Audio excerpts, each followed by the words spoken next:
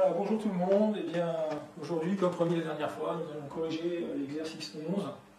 Donc, dans cet exercice, dont je vous ai refait le schéma ici, là, vous avez un circuit qui a un seul condensateur, donc c'est un circuit du premier ordre, comme vous avez vu la dernière fois, qui est alimenté par connecté à un autre circuit dans lequel il y a un générateur et deux résistances, et surtout un interrupteur qui va changer d'état au cours du temps. C'est-à-dire qu'au début, il va être ouvert, c'est-à-dire ouvert, le courant ne passe pas, il est comme ça. Et il va se fermer de 0 à 1 seconde. Donc pendant 1 seconde, il se ferme, et après, il se rouvre. Et la première partie de l'exercice, c'est de tracer l'allure de UC de T, c'est-à-dire l'évolution de la tension borne du condensateur en fonction du temps. Voilà. Et bien, on va faire ça tout de suite. Et donc, pour le faire assez directement, on va tracer deux axes. Donc, un ici, qui va être UC.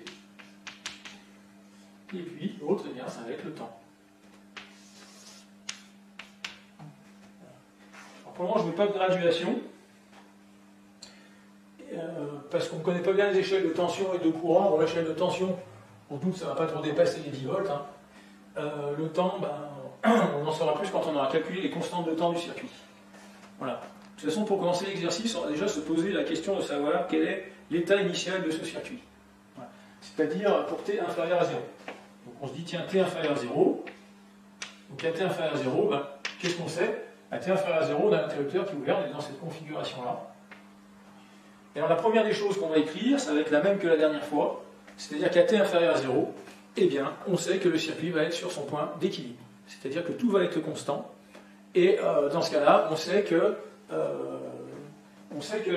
la tension borne du condensateur sera égale à la tension du générateur qui est connecté sur ce condensateur à travers une résistance. Voilà. Alors, on va regarder ça. Voilà.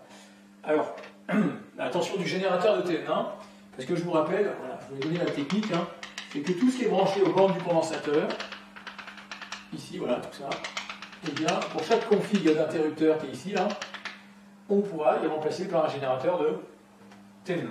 Voilà. Donc pour T inférieur à 0, l'interrupteur est ouvert. Donc ça veut dire que cette partie-là du circuit n'est pas connectée, ne peut pas fournir de courant, notamment. Et donc, en fait, on en fait abstraction complètement. Et la seule chose qui est branchée au bord du condensateur, c'est R2. Voilà. Et R2, est-ce que ce R2 tout seul peut être remplacé par un générateur de T1? Oui, puisqu'on peut toujours remplacer un circuit par un générateur de T1. Mais là, ça va être relativement simple de connaître les caractéristiques de ce générateur de T1, parce qu'il suffit de se souvenir que quand on a un fil ici, quelque part dans un circuit, eh bien, ce fil, on peut toujours le remplacer par un générateur de tension nulle. Donc finalement, le générateur de T1 qui est branché aux bornes du condensateur, c'est un générateur de T1 dont la tension au ETH vaut 0. Et la résistance de T1, là c'est évident, c'est R2, il n'y avait pas besoin d'appliquer T1 de T1 correctement. Et donc, à T égale 0, eh bien, on va écrire que le circuit est sur son point d'équilibre, à T inférieur à 0, pardon, sur son point d'équilibre. Et quand on est sur le point d'équilibre, on sait que UC de T a eu le temps de rejoindre la valeur du générateur de tension qui est dans le circuit assez standard. Et donc ça, on va appeler ça ETH en fait. Hein, et ETH, ça vaut 0 volts. Donc dans cette configuration, le condensateur sera initialement déchargé. Et donc si je commence à tracer la tension borne du condensateur pour T plus petit que 0, bien je fais un trait qui est sur l'axe, comme ça. Voilà comment l'histoire commence. Ensuite, eh bien, je vais envisager ce qui se passe de 0 à 1 seconde. Donc, on va écrire que T, on va écrire de 0 à 1 seconde. Voilà. L'âge inférieur ou inférieur égal, ça n'a pas d'importance, puisque je vous rappelle que la tension borne du condensateur, c'est une variable d'état, et qu'elle ne peut pas avoir de discontinuité. Voilà. Alors, T, entre 0 et 1 seconde, cette fois, l'interrupteur qui est ici, il est fermé. Donc, voilà, je prends la liberté de l'effacer pour le dessiner fermé, c'est-à-dire qu'ici, j'ai l'équivalent d'un fil. Voilà. Et se pose la question maintenant de savoir ce qui va se passer. Et pour savoir ce qui va se passer, eh bien, il va falloir remplacer ce qui est dans ma patate rouge ici par son générateur de T1 équivalent. Alors pour faire le remplacement, déjà aussi, je vais remettre un fil à la place du générateur de tension nulle. Et là, je m'aperçois que ce qui est raccordé à mon condensateur, là, entre ces deux bornes qu'on peut appeler AD, là, eh bien, ce n'est rien d'autre qu'un pont diviseur de tension. Et donc, ce pont diviseur de tension, je vais pouvoir le remplacer par son générateur de Thévenin équivalent. C'est-à-dire que le schéma équivalent que je vais avoir ici, eh bien, il va y avoir un ETH, un RTH, la résistance de Thévenin, voilà. Et puis je mets le condensateur comme ça, entre A et B. Voilà. Et puis pour pouvoir bien prévoir ce qui va se passer, ben effectivement, il va falloir que je détermine ETH et RTH. Alors je ne vais pas passer trop de temps là-dessus parce que c'est à peu près peut-être la 3e ou 4e fois qu'on le fait. Quand on a un pont diviseur, de toute façon, la tension de Thévenin, ben c'est la tension qu'on a en sortie du pont diviseur. Donc quand on ne tient compte que des composants du pont diviseur, là ça va être très simple parce que c'est un pont diviseur équilibré avec les deux résistances qui ont la même valeur. Et on l'a déjà dit 50 fois, quand on a la même valeur des résistances, eh bien le pont diviseur divise par 2. Ça veut dire que la tension de Thévenin ici, elle va valoir, sans faire de calcul, on sait que ça va être 5 volts. Voilà. Et ensuite, pour avoir la résistance de Thévenin, donc je vous rappelle rapidement, hein, normalement il faut des condensateurs, on branche un ohmmètre, on éteint le générateur, on enfile, et là on se retrouve avec R1 en parallèle avec R2. Donc RTH c'est égal à R1 en parallèle avec R2, et R1 en parallèle avec R2, ben, ça fait 10 000 ohms en parallèle avec 10 000 ohms, de résistance identique en parallèle, ça fait une résistance moitié, c'est-à-dire 5 kΩ. Ah, comme ça fait 5000 ohms. Voilà. Bon, une fois qu'on a fait ça, on sait déjà beaucoup de choses. On sait intuitivement que le UC de T qui part de 0, eh bien, il va avoir tendance à rejoindre le 5 volts. Et pour savoir à quelle vitesse il va y aller, eh bien, il faut calculer la constante de temps de ce circuit, c'est-à-dire le produit de RTH fois la valeur du condensateur. Donc je calcule ça.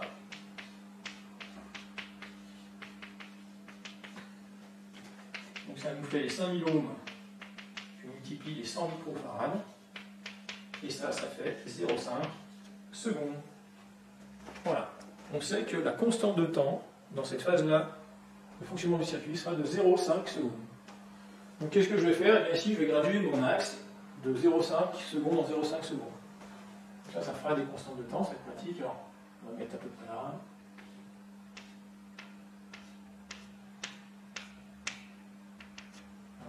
Donc là, on va dire que c'est 1 seconde, c'est 2 secondes, 3 secondes, 4 secondes, etc. Voilà. Je vous donne un peu de temps pour la suite. Et puis, donc on sait qu'on va au maximum rejoindre ici du 5 volts. Et bien, les cas ça tienne, je vais graduer mon axe des UCDT de 1 à 5. Allez, 1, 2, 3, 4, 5. Et on n'ira pas au-delà de 5 volts. Voilà, donc ça c'est des secondes, hein, et ça c'est des volts. Et alors pour tracer ma courbe, eh bien, j'applique la règle des 2 tiers, ou des environ 2 tiers, c'est-à-dire que si j'attends une constante de temps, c'est-à-dire 0,5 secondes, c'est-à-dire de là jusque là, eh bien, j'aurais fait 2 tiers du chemin vers le nouveau point d'équilibre, qui cette fois est le nouveau point d'équilibre, je vais le faire en pointillé, et là-haut, il est à 5 volts. Voilà. Donc, je prends cette distance-là, et je la coupe en 3 morceaux égaux, qui va faire quelque chose qui va être à peu près comme ça. Voilà, 1 tiers, 2 tiers, voilà où j'en serai au bout d'une constante de temps, c'est-à-dire à 0,5 secondes. Donc ça me construit un premier point comme ça graphiquement très rapidement. Et puis après, je fais la même chose, mais cette fois en disant, quand je vais passer de 0,5 secondes à 1 seconde, on peut une constante de temps plus loin, et combien je me serais alors rapproché de nouveau du point d'équilibre, en ayant fait les 2 tiers du chemin vers ce nouveau point d'équilibre, donc je coupe en 3. Voilà, ça permet de tracer, c'est un peu grossier, mais ça permet de tracer très rapidement l'allure de la courbe. Et en fait, ça fait quelque chose donc, qui démarre de manière assez pentue. Hein. Et bien sûr, dès qu'on s'approche du point d'équilibre, plus la charge se ralentit. Voilà. Et à la fin, elle se terminera, je vais la faire en pointillé, elle finirait par effectivement rejoindre comme ça le 5 volts, le point d'équilibre. Mais je le fais en pointillé. Pourquoi en pointillé? Parce que, eh bien, quand j'arrive ici à 1 seconde, patatras, changement, l'interrupteur est de nouveau ouvert. donc qui se réouvre. Et en fait, on repasse dans la configuration qu'on avait à T inférieur à 0, c'est-à-dire on a un ETH qui vaut 0 volts, cette fois. C'est-à-dire que là, je remets mon générateur de tension nul. Hein. Et qu'est-ce que je vais avoir? Et bien, cette fois, la tension borne du condensateur, qu'est-ce qu'elle va faire? Elle va redescendre vers le 0 volt. Donc elle va partir comme ça, elle va descendre vers le 0 volt. Alors à quelle vitesse? Ben, pour savoir la vitesse, il faut que je calcule la constante de temps dans cette configuration du circuit. Alors on va écrire T supérieur à 1 seconde. Donc l'interrupteur, cette fois, il est ouvert. Hein. Et la constante de temps, eh bien, ça sera taux. Ça sera toujours RTH. Alors, je vais l'appeler RTH prime, en fait. Parce qu'en fait, quand l'interrupteur est ouvert, on a dit tout ça ne compte pas. Allez, je remets mon générateur de tension nulle. Et RTH prime, cette fois, c'est pas R1 parallèle à R2, mais c'est seulement R2. Donc taux, c'est RTH prime fois C, qui sera égal à R2 fois C, qui sera égal à 10 000 ohms fois les 100 microfarads. Et cette fois, ça ne fait pas 0,5 secondes, mais 1 seconde. Donc la constante de temps à la décharge, cette fois, c'est 1 seconde. Alors, on va tracer ça maintenant, toujours avec la règle des 2 tiers. Donc la règle des 2 tiers dit je suis ici, et, bien, et mon nouveau point d'équilibre, il est à 0. Et bien ce chemin-là, de là à là, je le coupe en 3. Comme ça. Et 1 tiers, 2 tiers du chemin vers le point d'équilibre, c'est ce que j'aurais fait une constante de temps plus loin, c'est-à-dire c'est là où j'en serai au bout de 2 secondes. Et puis je continue à appliquer ma règle des 2 tiers, c'est-à-dire je recoupe en 3 le chemin vers le point d'équilibre, 1 tiers, 2 tiers, voilà où j'en serai au bout de 3 secondes. 1 seconde plus loin. Et puis ensuite je recoupe en 3. Voilà, j'ai quelques points, et ça me permet de tracer l'allure de la décharge du condensateur, puisqu'il est en train de se vider en fait. Bon, là, ça serait bien si vous pouvez faire un axe un petit peu plus long comme ça, puisqu'à la fin ça finit par tangenter au 0. Voilà, ben voilà comment on arrive rapidement à tracer l'allure de la tension aux bornes de ce condensateur. On avait intuité ce qui va se passer. Voilà. Alors par la suite de l'exercice, on vous demande de déterminer les instants pour lesquels la tension UC de T va être égale à 3 volts. Alors on va faire du repérage graphique pour commencer. Un repérage graphique, et bien en fait, je trace ici sur UC une ligne à 3 volts, et je m'aperçois qu'il va y avoir 2 instants où ça va se produire. Il y a un instant ici que je vais appeler T1, qui va avoir lieu donc entre 0 et 1 seconde, a priori avant même 0,5 secondes. Et puis il va y avoir un deuxième instant ici, que je vais appeler T2. Voilà. Et qui aura lieu à la décharge cette fois. Et donc l'objectif de maintenant, c'est de calculer les valeurs de T1 et T2. Alors on peut faire un peu de repérage graphique, hein, mais on va faire le calcul très précisément. Puisque, en fait, avec ce qu'on a vu la dernière fois, on est capable d'avoir les équations mathématiques qui décrivent parfaitement cette courbe-là et cette courbe-là. Donc je vais revenir au cas entre 0 et 1 seconde. Allez, on va faire un petit retour entre 0 et 1 seconde.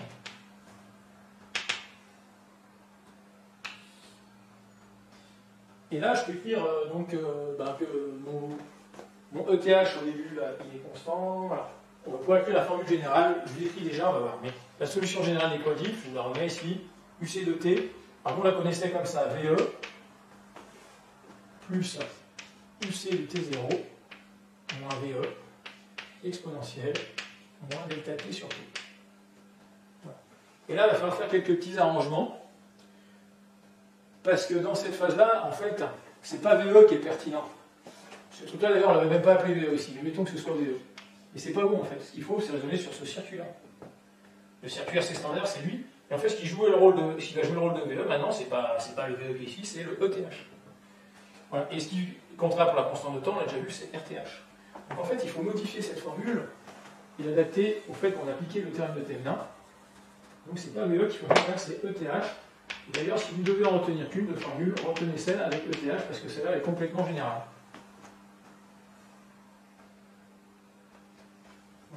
Alors qu'est-ce qu'on va écrire après? On écrit que ETH c'est 5 volts. Le T0, c'est la valeur de T au début de cet intervalle de temps, c'est-à-dire au début, T égale 0. Donc ça sera UC de T0.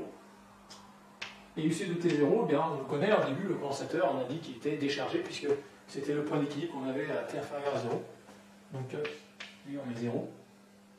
Le ETH, c'est encore 5, exponentiel, moins. Le delta T, c'est T moins T0, mais T0 vaut 0, divisé par la constante de temps qui vaut, à ce moment-là, on la calcule ici, on l'a déjà calculé, on va pas le refaire, c'est 0,5. Voilà l'expression mathématique de UC de T pendant cette phase de charge. Alors on va ranger un petit peu, on va pas laisser comme ça. Puisqu'il y a des zéros, donc le 0, ça s'en va, c'est 0,5, que multiplie exponentielle, moins. Alors, je vais laisser moins T sur 0,5 dans un premier temps. Et ensuite, je vais juste vous faire remarquer que quand on divise par 0,5, ça revient multiplié par 2.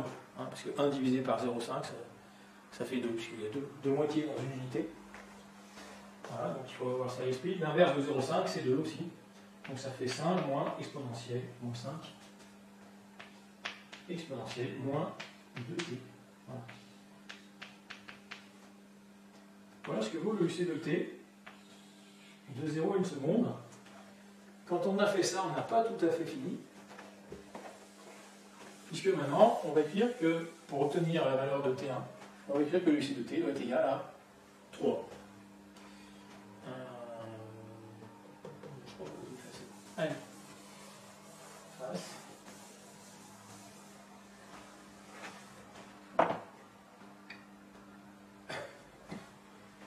Alors on y est. Donc UC de T1 égale 3 volts. Voilà ce qu'on met comme contrainte. Et ça va nous... quand on va résoudre, ça veut dire que 5 moins 5 exponentielle moins 2T1 doit être égal à 3. Et il n'y a plus qu'à isoler T1, c'est-à-dire résoudre cette équation à une inconnue. Mais attention, c'est une équation dans laquelle il y a une exponentielle. Donc la stratégie pour faire ça bien, c'est dans un premier temps d'isoler l'exponentielle. Voilà. Donc qu'est-ce que je vais faire? Je vais l'isoler, c'est-à-dire le 5 est là, je vais le passer de l'autre côté. En retranchant 5 de chaque côté de l'égalité, j'obtiens moins 5 exponentielle moins 2t1 égale, donc la 3 moins 5, je le fais direct ou pas? La 3 moins 5, ça fait moins 2. Et ensuite, j'y divise par moins 5 de chaque côté de l'égalité. Et ça va me faire exponentielle moins 2t1 égale moins 2 sur moins 5. Alors, on dit moins sur moins, mais en fait, comme s'il y a des plus partout. Voilà, et là, petite astuce, pour pouvoir isoler T1 maintenant, eh bien, on va se débarrasser de l'exponentielle, entre guillemets, en prenant le log de cette expression de chaque côté. C'est-à-dire, si ça égale ça, le log de ce côté sera égal au logarithme de ce côté. Et l'intérêt d'utiliser le log, c'est que le logarithme népérien, c'est la fonction réciproque de l'exponentielle. Donc le log de l'exponentielle, c'est comme si on ne faisait rien sur une valeur. Voilà, donc si on prend moins 2t1, qu'on prend son exponentielle puis le log, et ben, ça revient à revenir à moins 2t1. Donc de ça, j'en déduis que, j'écris le log, mais normalement on n'écrit pas cette ligne, mais c'est que vous puissiez bien comprendre, égale log de 2/5. Voilà. Et normalement ce truc-là, donc c'est des fonctions réciproques, donc ça vaut moins 2t1 directement. Donc on va faire suivre le calcul ici, voilà. Donc j'obtiens moins 2 fois t1 égale log de 2/5. Et donc ensuite, il n'y a plus qu'à extraire T1 égale moins 1/2 de log de 2/5.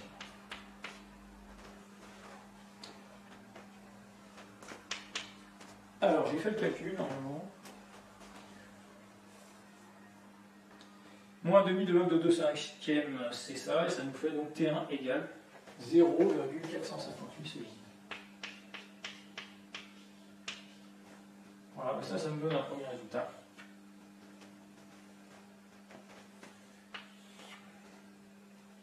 Le résultat de T1, est-ce que ça coïncide avec le graphe? Il n'est pas très précis mon graphe, mais on voit, c'est bien entre 0 et 0,5, plutôt près du 0,5, plus proche du 0,5 de 0, donc ça correspond à peu près. Donc on est à peu près rassuré. Et puis alors maintenant, qu'est-ce qu'on va faire? On va calculer maintenant T2.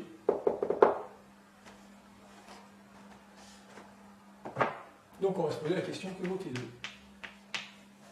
Et là, qu'est-ce qu'on va faire? On va revenir sur ce qui se passe plus précisément de 1 seconde à l'infini. Alors, T supérieur à 1 seconde.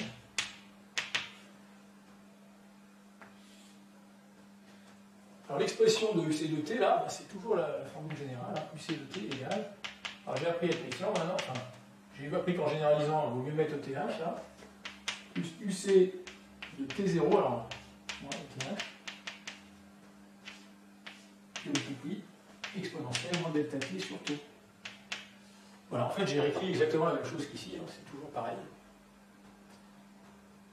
Sauf que cette fois, je l'ai effacé, mais vous l'avez encore dans votre mémoire. Quand l'interrupteur est ouvert, eh bien le ETH il vaut 0. Donc le ETH, je vais lui mettre 0. Je pourrais mettre des primes parce que c'est pas tout à fait les mêmes valeurs que tout à l'heure. Pareil, le taux, c'est le taux sans de temps. Donc ça fait 0 plus. Alors, UC de T0. Alors T0, c'est quoi? C'est le début de l'intervalle de temps qui démarre à 1 seconde. Eh bien, le T0', c'est 1 seconde. On va écrire UC de 1 seconde. ETH est 0, exponentielle, moins le delta T, c'est T moins T0', c'est-à-dire, on a dit que c'était 1 seconde, divisé par la constante de temps. Et la constante de temps, on l'avait calculée, je l'ai effacée, mais c'est pas grave, vous vous souvenez, c'était R2 que multiplie C, et ça faisait 1 seconde aussi. On avait, donc c'était 1 seconde la constante de temps, on peut la remettre ici, la constante de temps. Voilà. Alors, on va ranger tout ça. Alors, qu'est-ce qu'il me faut là-dedans? Égal. Bon, les zéros, ils sont à 0. UC de 1 seconde. Le UC de 1 seconde, c'est quoi? C'est ce qu'on a là en haut. Et lui, si je veux le calculer, comment je vais faire? En fait, je vais appliquer cette formule-là, que je n'ai pas encore effacée, pour T égale 1 seconde. Donc on va la calculer là-haut. Ça nous fait du 5, moins 5, exponentielle moins 2. Puisque si je fais T égale 1, ça fait 2 fois 1, donc ça fait moins 2. Et donc quand on fait le calcul de ça, donc à la machine, moi j'ai obtenu 4,32 volts.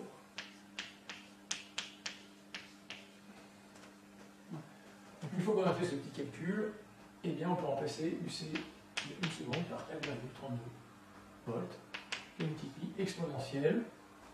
La diviser par 1, ça revient à faire rien, donc ça fait moins T, moins 1.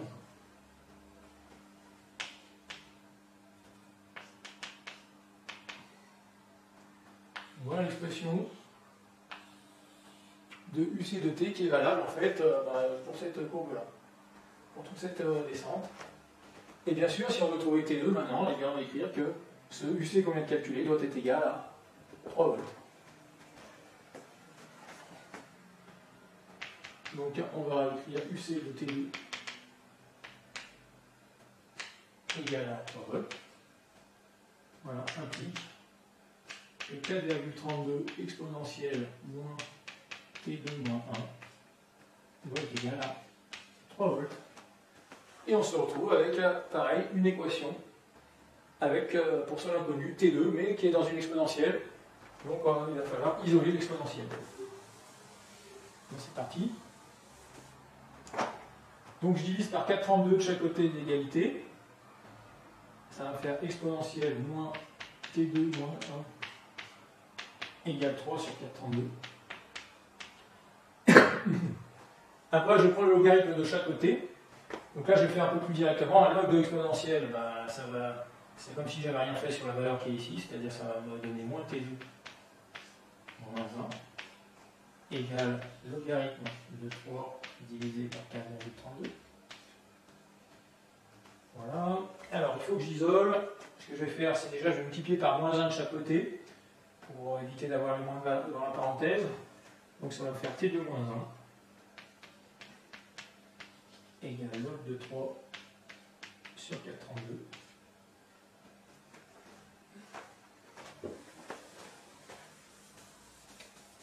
dernière petite ligne de calcul. T2 égale 1 moins log de 3 sur 4,32. Alors on peut faire le calcul directement comme ça, c'est juste pour vous mentionner aussi, quand on a un log, on peut changer le signe devant le log comme ça, à condition de mettre l'inverse de ce nombre-là dans le log. On peut mettre 4,32 sur 3. Mais on peut calculer à partir de là aussi, hein, ça va aussi. Alors là on met ça dans la machine, et moi j'ai trouvé 1,36 secondes, 365 secondes. Voilà le deuxième résultat. Allez, je reporte mes résultats, donc ça c'est 1,365 secondes. Bon, ça colle à peu près, et celui-là on a dit que c'était, on a le premier, 0,458 secondes.